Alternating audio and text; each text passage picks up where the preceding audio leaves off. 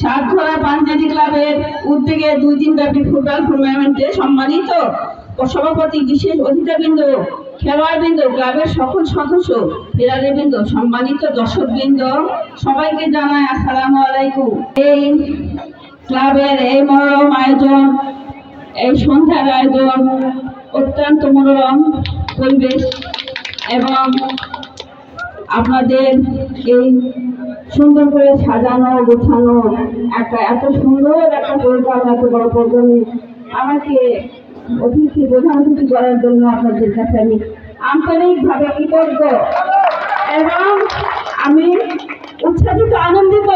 আপনারা এত সম্মান দিয়েছেন আমাকে এবং এত কাছে নিয়ে এসেছেন। আমি দোয়া করি আল্লাহর কাছে আপনারা সবসময় এমন একটা আনন্দ উদযাপন করেন এবং আপনারা সবাইকে নিয়ে আনন্দ উপভোগ করেন এই ক্লাবে। আমাকে খুবই ভালো লাগছে, আমাকে অনুপ্রাণিত করছে আপনাদের সমস্ত।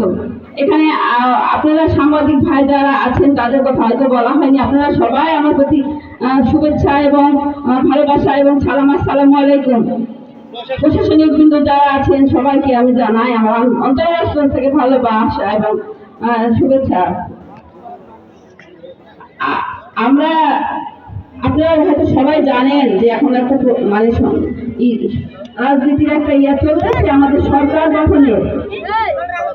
ইনশাআল্লাহ আমাদের এই বাংলাদেশে যদি বিএনপি সরকার আসেন, আমাদের এই মানে আমাদের বিএনপি দলের যিনি প্রথম জনাব মোহাম্মদ জিয়াউর রহমান, ওনার শাসনামলে উনি অনেকদিন প্রেসিডেন্ট ছিলেন আমাদের বাংলাদেশে।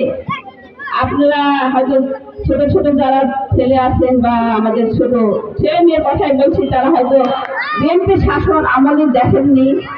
তো আমরা তো দেখেছি বা বড় বড় মানুষ আমরা সব দেখেছি কত সুন্দর বাংলাদেশ ছিল তখন আমাদের, কত শান্তি সমৃদ্ধি, খেটে খাওয়া মানুষ, হতদরিদ্র মানুষের পাশে আমরা থেকেছি, আমাদের সরকার থেকেছেন।